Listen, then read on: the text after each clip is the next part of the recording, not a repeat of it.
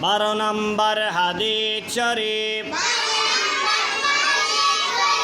قال النبي صلى الله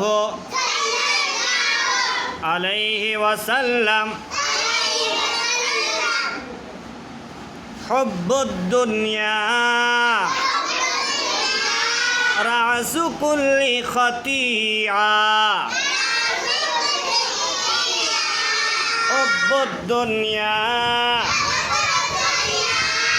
رأس كل خطيئة দুনিয়ার ভালোবাসা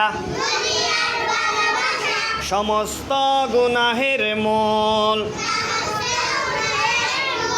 দুনিয়ার ভালোবাসা সমস্ত গুনাহের মূল